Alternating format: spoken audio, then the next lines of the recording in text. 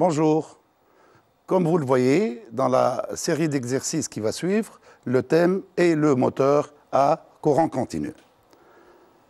Alors, comme on vous l'a dit précédemment dans les leçons, le moteur à courant continu est constitué essentiellement de deux parties. Et ces deux parties-là sont séparées. C'est pour ça qu'on dit qu'il est à excitation indépendante. Là, vous voyez, on a le stator, qui est la partie fixe, et qui a pour rôle de créer un champ magnétique. Quant à l'induit, la partie tournante, on l'appelle induit et on l'appelle rotor, parce qu'il tourne. Les appellations stator et rotor, on les garde exclusivement pour le moteur asynchrone. Là, on dit inducteur et induit. Donc, le seul rôle, comme je l'ai dit, de l'inducteur, c'est de produire, de créer un champ magnétique, soit par un aimant permanent, naturel, c'est-à-dire pour les moteurs de faible puissance, soit par un électroaimant, c'est-à-dire une bobine, parcourue par un courant I et soumise à une tension U. Comme vous le voyez là, je vous rappelle que l'inducteur, ses grandeurs électriques sont en minuscules, alors que l'induit, c'est en majuscule. Et c'est important. Alors, lorsque le moteur tourne à l'intérieur du champ magnétique, il est soumis à une force appelée force de Laplace. Et il y a induction d'une FCEM E' égale à n phi.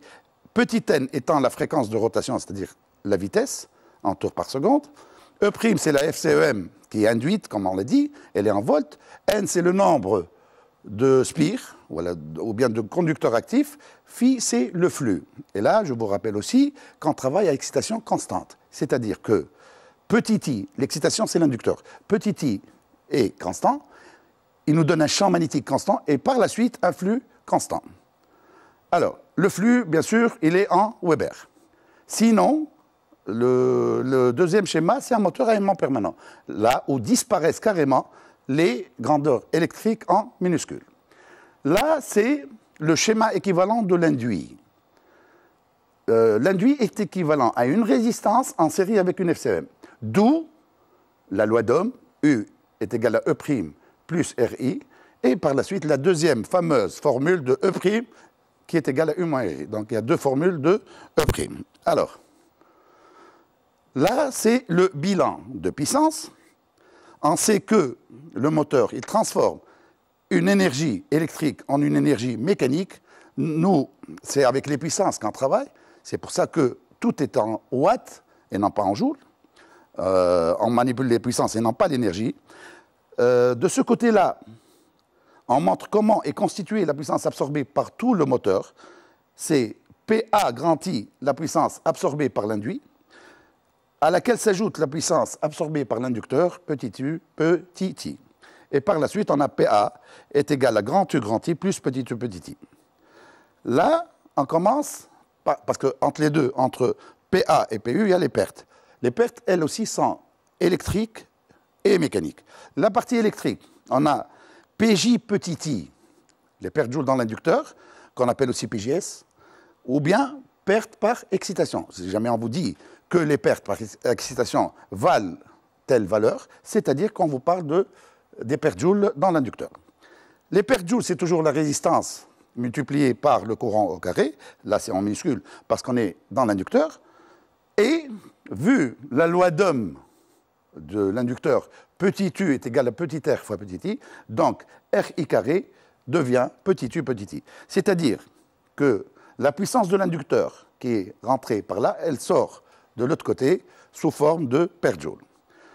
Ensuite, et toujours d'après le principe du bilan, là, lorsqu'on élimine petit u petit i de là, c'est-à-dire PA petit i, on obtient ici grand U grand I, c'est-à-dire PA grand I, de laquelle on enlève grand R I au carré et on obtient E', appelé puissance électrique utile.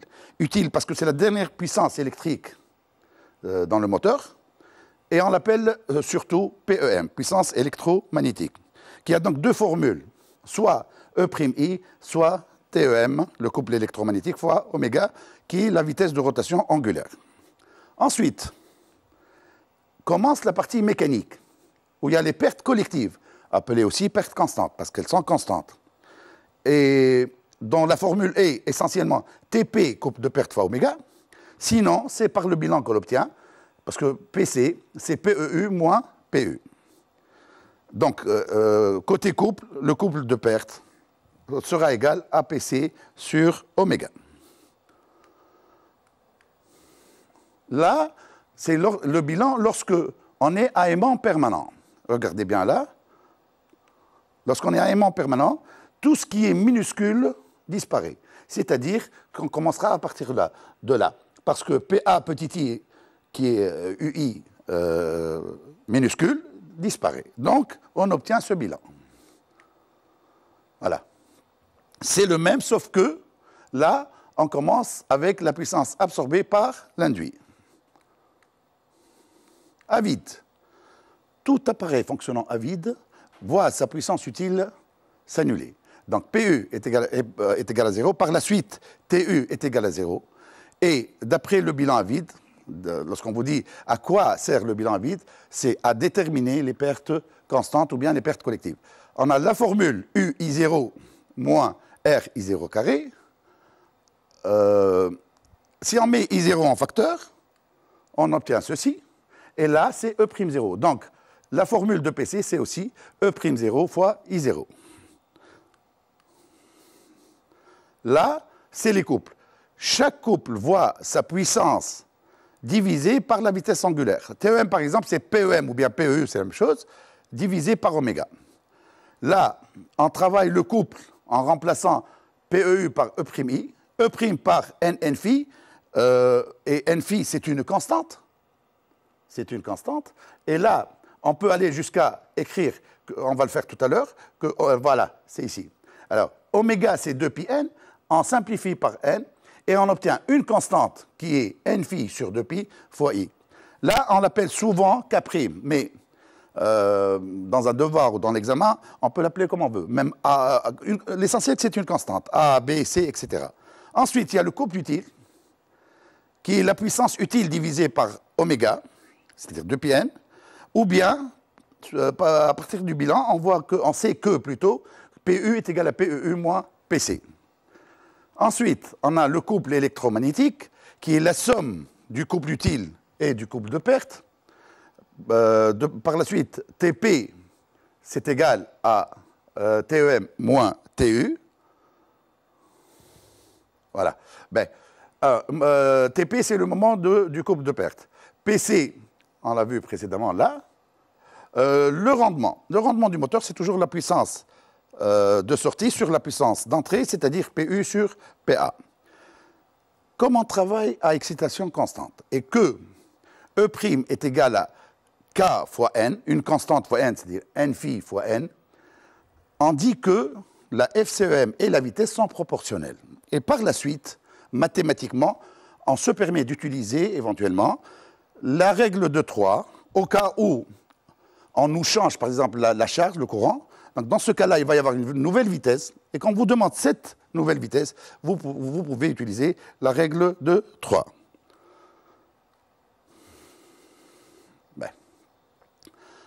Le moteur, pour le moteur, on réalise 3 essais. Il y a l'essai à vide, qui permet de déterminer les pertes constantes. Il y a l'essai en charge. Et il y a l'essai sous tension continue, qu'on appelle méthode voltampémétrique à rotor bloqué. Alors, on soumet le moteur à une source de tension continue. Là, on a un ampèremètre pour mesurer le courant, un voltmètre pour la tension. On laisse tourner le rotor, ensuite on le bloque. Lorsqu'on le bloque, la vitesse s'annule. Et par la suite, E', bien sûr, s'annule, parce que E', c'est égal à une constante fois N.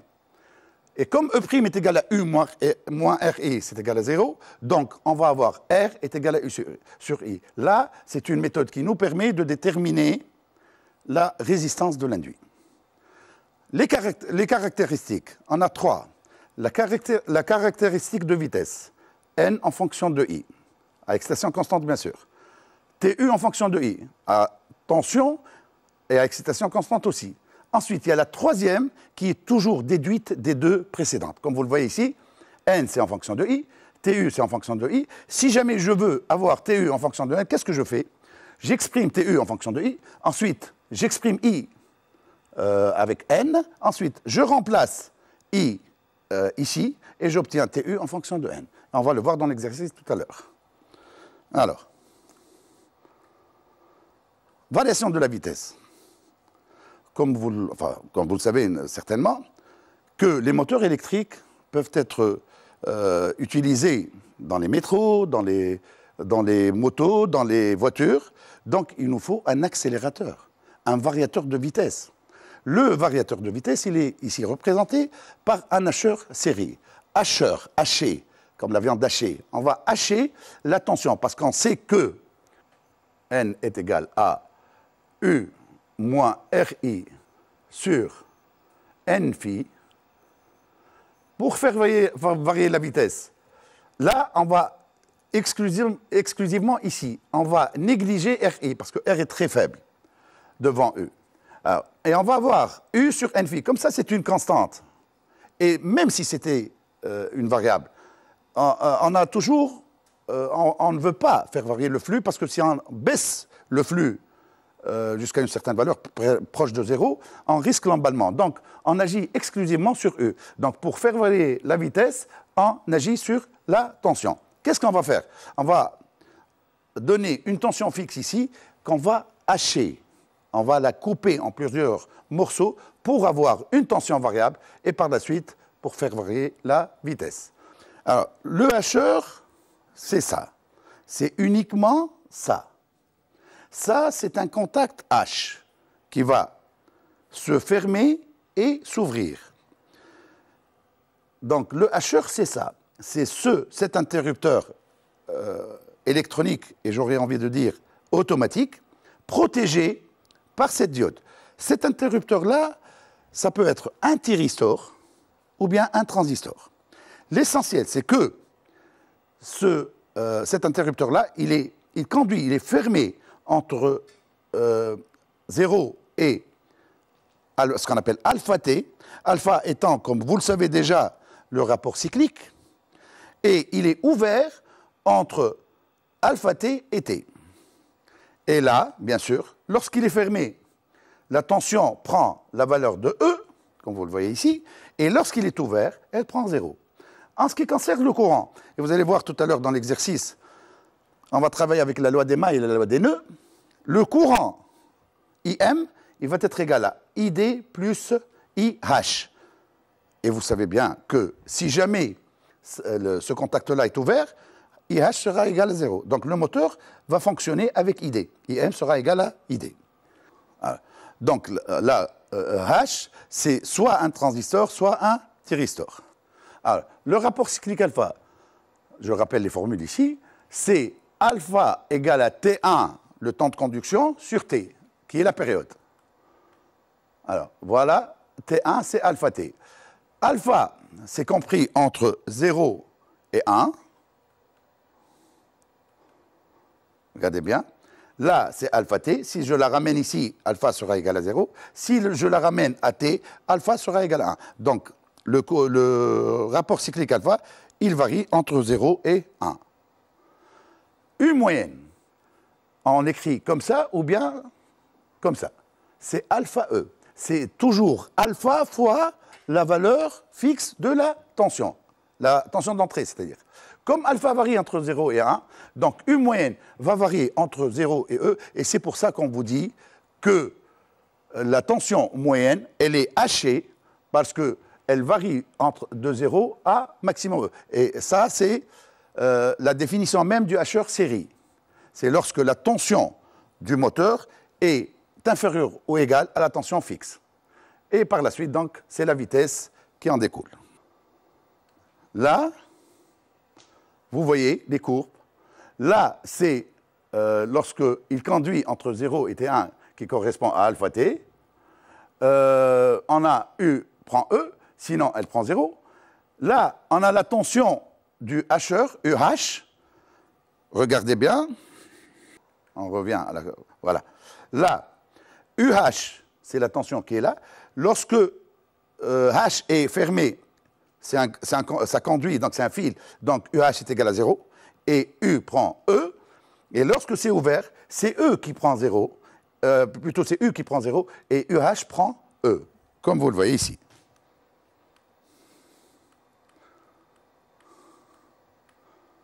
Voilà. Donc, UH et E ont des courbes inversées. En ce qui concerne le courant, lorsque H conduit,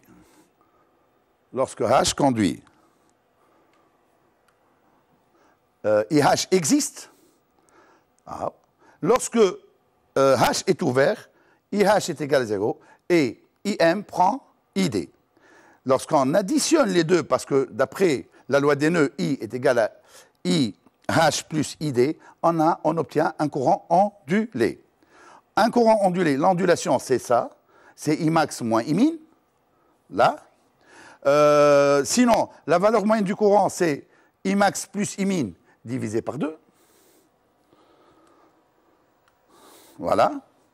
Et là, comme on veut avoir un courant continu, on doit diminuer cette ondulation pour avoir un courant le plus continu possible. Et là, pour diminuer l'ondulation, qu'est-ce qu'on fait? On dit qu'on lisse le courant. Ceci se fait via la bobine qui est insérée avec le moteur, en augmentant l'inductance L. Sinon, on augmente la fréquence de hachage, ou bien on dit qu'on diminue la période de hachage. Donc, comme on a dit, l'ondulation, c'est delta I, c'est Imax moins Imin, et I moyen, c'est Imax plus Imin divisé par 2. Ah. On va attaquer les applications. On vous donne un moteur à courant continu à excitation indépendante dont la caractéristique mécanique est donnée par l'équation suivante. Vous voyez là que c'est de la forme Y égale à moins AX plus B. C'est une droite affine de pente négative ou bien décroissante. Mais là, comme j'ai dit, ça c'est l'axe des Y, donc ça c'est Y. Ça c'est X. Alors on vous demande de tracer cette caractéristique, c'est très simple. On prend deux valeurs de n. J'ai pris 1450 et 1500. J'ai obtenu TU pour chaque valeur et j'ai obtenu cette droite. Alors 1500, ensuite 1450 pour avoir ça. Alors ça c'est TU donc. Ensuite, on vous dit que le produit enlevé par ce moteur présente un couple résistant constant dont la valeur ETR est égale à 2,375. Tracé TR. À partir de cette échelle, on fait même une règle de 3 pour avoir ici 2,375. Et on trace. Voilà. Là, le point d'intersection, c'est le point de fonctionnement. Donc ça, c'est TR. Là, on l'appelle point de fonctionnement. On l'appelle aussi régime, c'est-à-dire, on peut vous dire, déterminer graphiquement les coordonnées du point de fonctionnement. C'est là. Ou bien, déterminer les coordonnées en régime établi. Ça veut dire point de fonctionnement. Sinon, on peut même vous dire, déterminer la vitesse et le couple du groupe, parce que au point de fonctionnement, la charge et le moteur ne font qu'un. C'est un groupe, c'est un ensemble. Alors, on nous a demandé donc les coordonnées du point de fonctionnement. Vous voyez bien que TU là est égal à TR, donc TU sera égal à 2,375, et là, vous allez voir que c'est 1460. Voilà. Donc ça me donne un couple et une vitesse.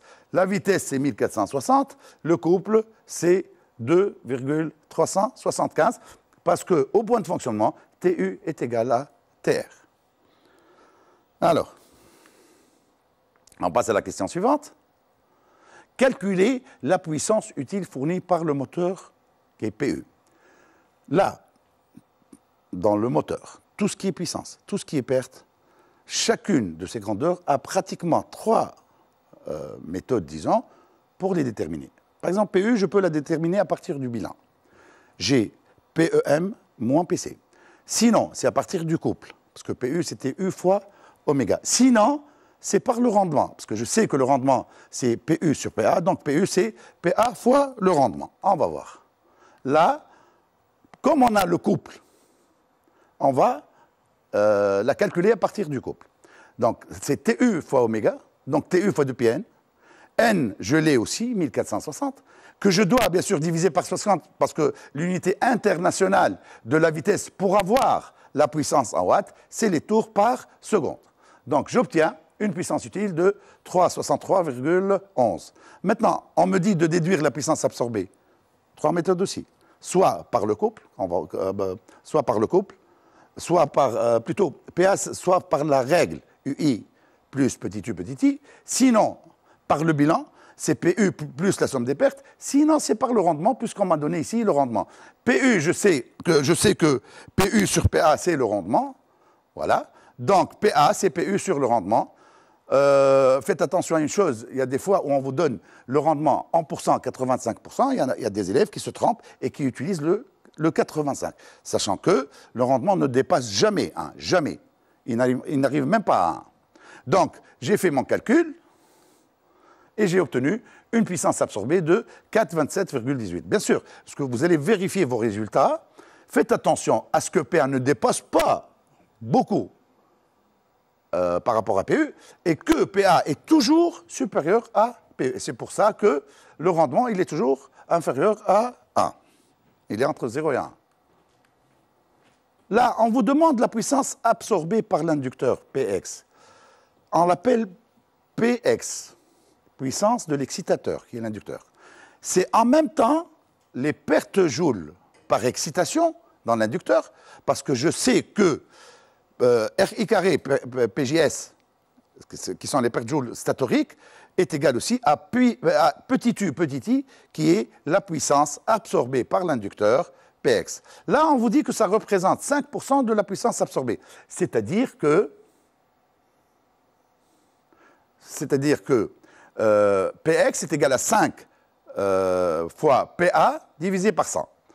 Donc, calculer l'intensité du courant traversant l'inducteur. Je vous rappelle que l'inducteur, il absorbe un courant petit i, qui va nous donner le champ magnétique, sous une tension de 24 volts, qui est petit i aussi.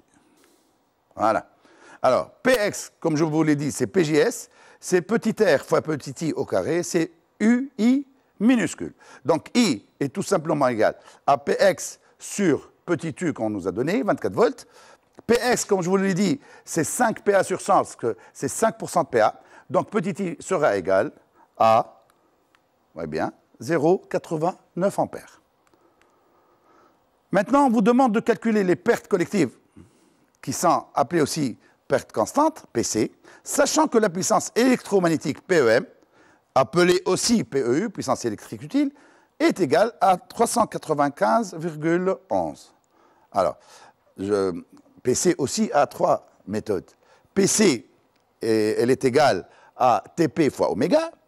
PC est égal à E'0 fois I0, lors de l'essai à vide, mais lorsqu'on calcule PC à partir de l'essai à vide, elle est valable dans l'essai en charge. Et c'est pour ça qu'on dit que c'est les pertes constantes. Donc PC est égal à PEM moins PU d'après le bilan, et c'est égal à 32 watts. Maintenant, on va passer à la partie hacheur. L'induit du moteur M2 est alimenté à travers un hacheur série. Je vous rappelle que la définition même du hacheur série, c'est lorsque la tension d'entrée fixe est supérieure ou égale à la tension de sortie. Donc, voici le hacheur. Là, j'ai mis le thyristor qui remplace le contact. Là, c'est la diode de protection de ce hacheur, de ce thyristor plutôt. Et là, on vous dit souvent dans les exercices, entourer le hacheur. Vous devez entourer ça. La diode plus le transistor. Sinon, c'est un thyristor. Alors, on vous donne ces courbes-là. Et on vous dit de donner le rôle de la diode et de la bobine. La diode, comme on l'a dit tout à l'heure, elle protège. Là, on l'a appelé H. vous pouvez tout simplement dire protège H, ou bien protège le transistor. L, c'est la bobine de lissage. Elle lisse le courant. Elle va lisser le courant. Elle va, c'est-à-dire, essayer de diminuer cette ondulation. Alors, j'ai fait une petite analyse ici qui va vous permettre de comprendre la suite. Alors, lorsque H est fermé, c'est-à-dire le transistor, il est saturé, c'est-à-dire il conduit, il est fermé. C'est entre 0 et alpha T. Dans ce cas-là, IH existe et il va alimenter le moteur. Et ID sera égal à 0. Sachant que là, dans la loi des nœuds, GIM est égal à IH plus ID.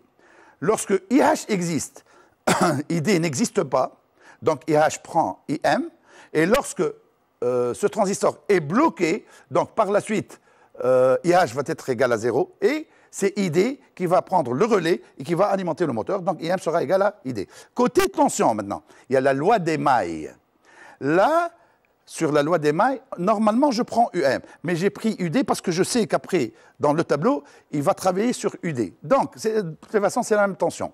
Donc là, je fais cette maille-là, donc UD plus UH moins E est égal à 0. Et par la suite, lorsque H est saturé, c'est-à-dire qu'il conduit, entre 0 et alpha T encore une fois, là, c'est un conducteur, c'est un fil. Et une tension, c'est une différence de potentiel. On ne peut pas l'avoir s'il n'y a pas une différence entre deux points. C'est pour ça que UH sera égal à 0. Et par la suite, là, moins E, on l'amène par là, et UD sera égal à E, là. Lorsqu'il est ouvert, il n'y a aucune tension qui peut arriver ici à UD. Donc UD va prendre 0, et par la suite, c'est UH qui prend E. Donc vous voyez bien que la tension aux bornes de la diode et la tension du transistor, c'est-à-dire ça, en des courbes inversées. Lorsque celle-là existe, l'autre est nulle, et vice-versa. Donc, on va commencer par le rôle de la diode, comme on l'a dit. Elle protège H. Voilà. C'est une diode à roue libre, on l'appelle. Elle protège H. Pour la bobine, c'est une bobine qui va permettre, entre autres, de lisser le courant. Donc, c'est une bobine de lissage. Voilà, c'est une bobine de lissage. Elle lisse le courant. Alors, regardez bien. Là, on va interpréter ce qu'on a fait tout à l'heure dans l'analyse. Voilà. Alors, là, lorsqu'il conduit entre 0 et alpha T, on a UD est égal à E, UH est égal à 0, ID est égal à 0, et IH prend IM. Donc, là. Alors, lorsqu'il est fermé, IH prend IM, ID prend 0, UH prend 0 et UD prend E. Lorsqu'il est ouvert, ça s'inverse. IH va prendre 0, ID prend IM, UH prend E et UD est nul. Voilà. Ensuite, on vous demande de tracer. Vous interprétez le tableau, tout simplement. Lorsqu'il conduit entre 0 et alpha T, UH prend 0. Entre alpha T et T, elle prend E. Et là, en inverse, pour avoir UD. Regardez bien. J'ai remis la même analyse ici. Alors, regardez bien. Il est fermé, saturé entre 0 et alpha T. Là, UH prend 0 et UD prend E. Lorsqu'il ne conduit pas, il est ouvert, il est bloqué, c'est UD qui prend 0 et UH prend E. On va voir. Voilà. Donc, vous voyez bien que entre 0 et alpha T, UH prend 0. Entre alpha T et T, UH prend E. Ensuite, UD, entre 0 et alpha T, elle prend E, et entre alpha T et T, elle prend 0. Voilà. Voilà. Pour le courant, lorsque le transistor est saturé, c'est-à-dire qu'il conduit, ID prend 0 et IH existe. Voilà, on a IH. Bien sûr, ça varie entre Imin et Imax à partir du moment où c'est un circuit inductif. Voilà. Sinon, entre alpha t et t, vous voyez bien là-bas, le courant IH prend 0. ID, quant à lui, lorsque c'est fermé, ID prend 0, vous voyez bien, et lorsque c'est ouvert, ID existe. Voilà. Maintenant, on vous demande la fréquence de hachage. On sait que F, c'est 1 sur T. Alors, regardez bien là, pour la période, on a 5 divisions, 1, 2, 3, 4 et 5, et on a l'échelle qui dit 0,4 millisecondes par division. C'est-à-dire que T est égal à 2 millisecondes, 5 fois 0,4. 2 millisecondes, c'est 2 10 puissance moins 3. En ce qui concerne le courant, on a Imin, 2 carreaux, donc 2 fois 4, ça fait 8 ampères. Imax, 3 carreaux et demi fois 4, ça me fait 14 ampères. En ce qui concerne la tension E, qui est égale à UM, bien sûr, elle est égale à UD, donc par la suite à UM, on a 1, 2, 3, 4 et 5 carreaux, fois 5, ça fait 25. Donc on revient. Voilà. Ben. Donc, on a vu que T, c'était égal à 1 sur... FH, c'est égal à 1 sur T. T est égal à 2 millisecondes, c'est-à-dire 2 10 puissance moins 3. 10 puissance moins 3, 1 sur 2 10 puissance moins 3, donc 500 Hz. La tension fixe, on l'a vu tout à l'heure, 5 divisions fois 5 volts, parce qu'on a 5 volts par division, ça me fait 25 volts. Alpha, comme on l'a dit tout à l'heure, c'est alpha T sur T. Alpha T, on peut même travailler avec les carreaux, sinon avec les millisecondes. Donc, alpha T, c'est 3, T, 5, donc 3 sur 5, ça me fait 0,6. C'est une grandeur sans unité. La tension moyenne, U moyenne, on l'a vu tout à l'heure, c'est alpha fois U fixe. U fixe, on l'a appelé E, donc ça va être alpha E. Donc 0,6 fois 25, ça me fait 15 volts. Les courants, on l'a vu aussi tout à l'heure, c'était 4 volts par division, 2 carreaux pour Imin, donc 8 ampères, 3 carreaux et demi pour Imax, donc 14 ampères. Voilà. Donc, I moyenne, c'est Imax plus Imin divisé par 2. C'est égal à 11 ampères, parce que 8 plus 14, ça fait 22 divisé par 2, ça fait 11. Et l'ondulation, Imax moins Imin, 14 moins 8, ça fait 6 ampères. Voilà. Maintenant, l'exercice numéro 2. On vous dit qu'un moteur à courant continu à excitation indépendante dans la résistance de l'induit et R est égal à 1 ohm a subi les essais suivants. On a l'essai à vide et l'essai en charge. Là, je vous rappelle encore une fois que les grandeurs de la plaque signalétique du moteur sont appelées grandeurs nominales.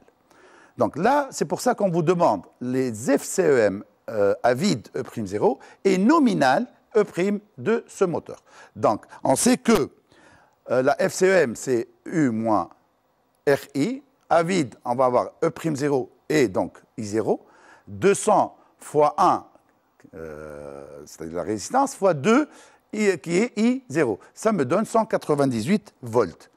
Là, E' nominal, c'est à partir des grandeurs de la plaque, 200 moins 1 fois 14, ça me donne 186 volts. Les pertes par effet Joule dans l'induit et dans l'inducteur, et là, on se base sur ce qu'on a dit tout à l'heure, c'est-à-dire que les grandeurs de l'induit sont en majuscule et celles de l'inducteur sont en minuscule. Et je vous rappelle aussi que pour l'inducteur, on peut les appeler pertes Joule dans l'inducteur, pertes Joule statorique ou bien perte par excitation. Et là, il y a quelques conseils que je vais vous donner tout à l'heure à propos de ça. Donc, les pertes Joule, dans les conditions nominales, c'est-à-dire à partir de la plaque, PJR, c'est en majuscule, et on sait toujours que les pertes Joule, c'est la résistance fois le courant qui traverse le conducteur au carré, 1 fois 14 au carré, 196 watts. PJ, petit i, appelé PJX, appelé PJS, c'est RI carré, c'est aussi petit u fois petit i, c'est 180 fois 0,5, 90 watts. Les pertes collectives, appelées communément les pertes constantes, je vous l'ai dit tout à l'heure, que chaque grandeur avait pratiquement 3 méthodes. PC, c'est E'0, I0, c'est PEM moins PU, et c'est TP fois oméga. Là, comme on a plutôt laissé à vide, on l'a utilisé. E'0 fois I0, c'est 198 fois 2, ça me fait 396 watts. Alors, le moment du couple de pertes. Là, TP, on l'a dit aussi, c'est PC sur oméga. Moi, je dis toujours que chaque moment du couple, ou bien chaque couple, c'est sa puissance sur oméga. TU, c'est PU sur oméga. TEM, c'est PEM sur oméga. Et TP, comme c'est un couple de pertes, c'est PC, qui sont les pertes constantes, sur oméga. Et je vais faire le calcul à partir de ce que j'ai trouvé là-bas. Donc, je trouve un couple de pertes de 3,15 et le couple est en newton-mètre. La puissance absorbée par le moteur. Ben, alors, PA, c'est la puissance absorbée par l'induit, à laquelle on ajoute la puissance absorbée par l'inducteur, ça me donne, à partir de ce calcul, 2890 watts. Maintenant, les caractéristiques. La puissance utile du moteur avant. PU, d'après le bilan, c'est PEM moins PC. PEM, c'est E', donc moins PC. Alors, ça me fait 2208 watts. Et là, à chaque fois que vous faites un calcul, faites attention, parce que par ordre de valeur, PA est supérieur à PEM et PEM est supérieur à PU. Alors, le moment du couple utile, comme je vous l'ai dit tout à l'heure, chaque moment du couple est égal à sa puissance sur oméga. Donc là, ce sera PU, voilà, sur oméga. Oméga, bien sûr, c'est toujours 2πn. 2πn, n étant donné en tours par minute, on doit absolument la diviser par 60 et on peut donc remonter le 60 en haut et ça devient PU fois 60 sur 2πn en tours par minute. Là, c'est une question qui revient souvent, montrer que E' est égal à K1 fois N. K1 étant une constante. À calculer, on va voir en quoi. Alors, qu'est-ce qu'on dit? Comme on travaille à excitation constante, E' est égal à N, grand N, phi fois petit n. Grand N, c'est le nombre de spires, on l'a expliqué tout à l'heure. Phi, le flux qui est donné par le courant petit i, qui est constant, c'est pour ça qu'on dit excitation constante. Donc, on a N phi est constante et on va l'appeler K. Alors, N phi, grand N phi est une constante, on a appelé K1, donc E' est égal à K1 fois N. K1 est une constante à calculer en Weber. D'une part, K1 c'est grand N phi, donc grand N c'est sans unité, c'est nombre de spires. Phi c'est en Weber, c'est pour ça que K1 sera en Weber. Bien sûr, pour obtenir K1 en Weber, E' doit être en volts et N en tours par seconde. C'est pour ça que là aussi on divise par 60, ou peut-être là 60 en haut. Donc c'est 9,3 Weber. Alors maintenant on vous dit, montrer que le couple électromagnétique peut se mettre sous la forme TEM égale à K2 fois I, K2 étant une constante à calculer.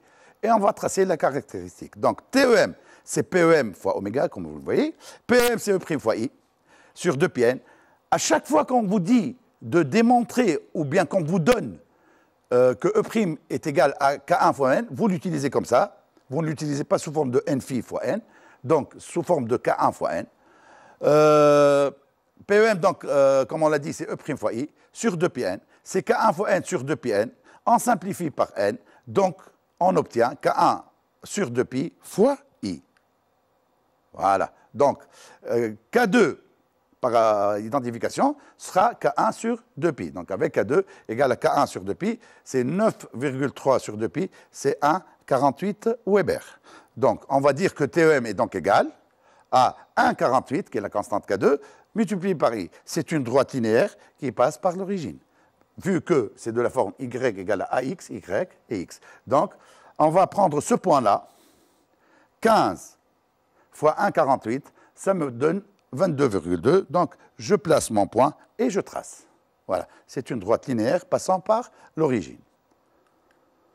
Et on dit bien sûr que le couple électromagnétique est proportionnel au courant. Maintenant, parce que, regardez bien, les caractéristiques sont sous forme de 3 caractéristiques en fonction du courant, N égale F de I,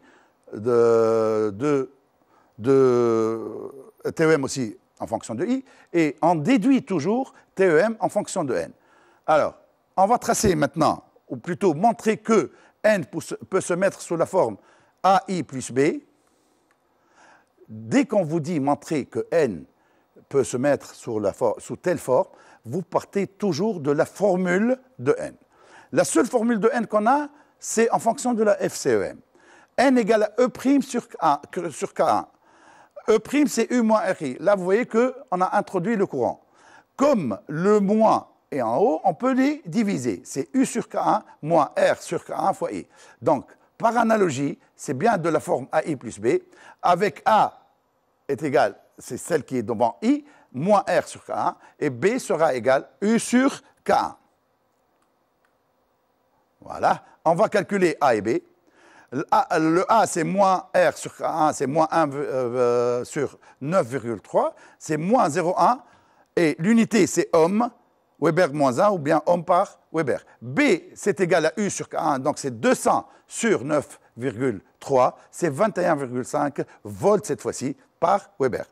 Donc, à chaque fois que vous calculez des valeurs, mettez votre grandeur sous sa forme numérique. C'est-à-dire que n est égal à moins 0,1 plus 21,5. Lorsqu'on veut la tracer ici, on va prendre i égale à 0. Donc n sera égal à 21,5, c'est là. Voilà le point. On prend 20. 20 fois 0,1, ça fait moins 2, plus 21,5, ça me fait 19,5. C'est ce point-là. Et on trace. On dit que la vitesse décroît légèrement en fonction du courant. Voilà. Maintenant, on va déduire, et c'est ce qu'on fait toujours. On a N en fonction de I, on a TEM en fonction de I, on déduit TEM en fonction de N. Là, on m'a demandé TEM, comme je vous l'ai dit tout à l'heure, vous partez de la formule de TEM. Mais là, on va partir de ce qu'on a trouvé précédemment. On ne va pas refaire PEM sur oméga, etc. On part de 1,48 fois I. Là, on doit introduire N. Et on sait que N est en fonction de I. Donc, on va faire ça. On va exprimer I à partir de N.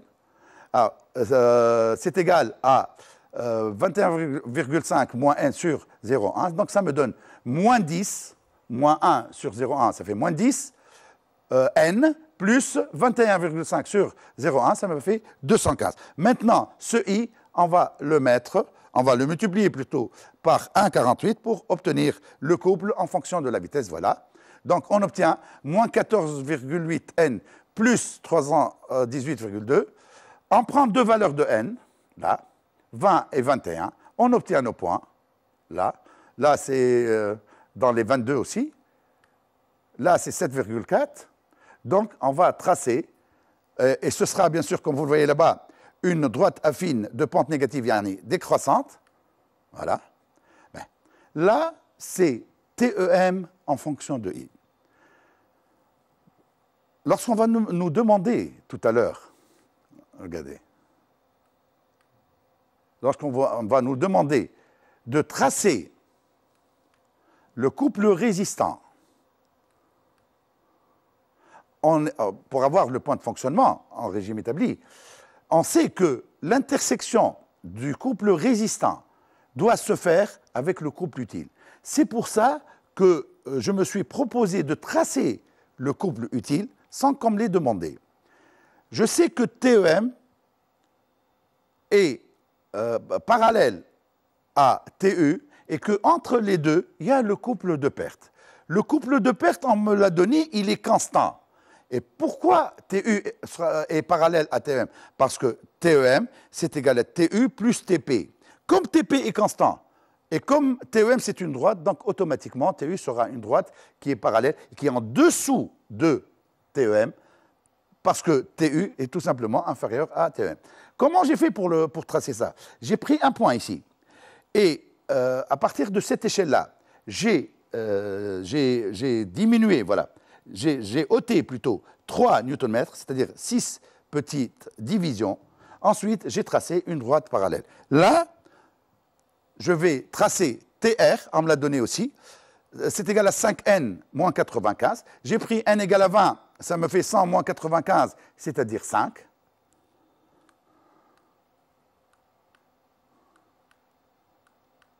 Voilà, 5. Ensuite, 21 fois 5, ça fait 105, moins 95, ça me fait 10. Donc, là, c'est 10. Là, je vais tracer TR. Ah, 10. Voilà, ça, c'est TR.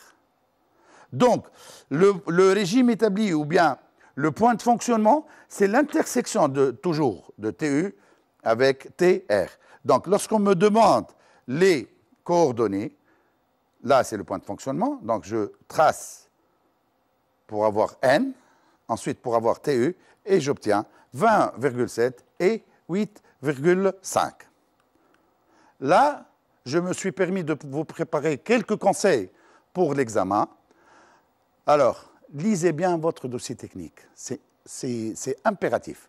Lisez bien la question en totalité, car il y a des hypothèses que vous pouvez rater et qui s'avèrent être la clé de la solution, surtout pour les problèmes de moteur. Supposons qu'on vous demande de calculer PA.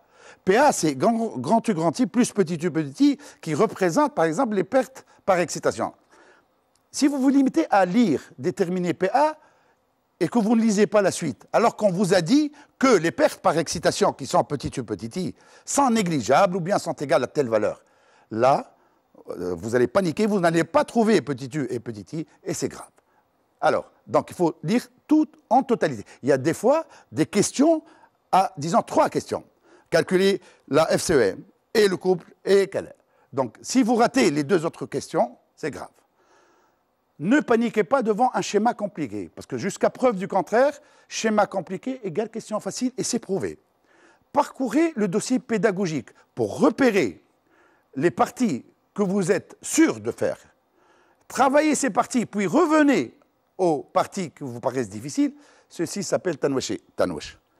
Si jamais vous butez sur une question, ne paniquez pas, parce que paniquer vous empêche de répondre, même aux questions les plus faciles. Passez à une autre question. Dans nos épreuves, les différentes parties sont généralement distinctes, et n'oubliez pas que l'élève n'est jamais sanctionné 2 fois de suite. Sachez doser, surtout, entre le temps alloué, que vous allouez au génie électrique et au génie mécanique. Ne sous-estimez aucune question, surtout les plus faciles. Si l'examen ou l'une de ces parties vous paraît facile, ne vous précipitez pas et travaillez aussi lentement et aussi sûrement que pour un examen difficile. Gardez la tête froide devant les situations, devant toutes les situations, pardon, et dites-vous que vous avez bien révisé et que vous êtes capable de résoudre n'importe quelle question. Bonne chance.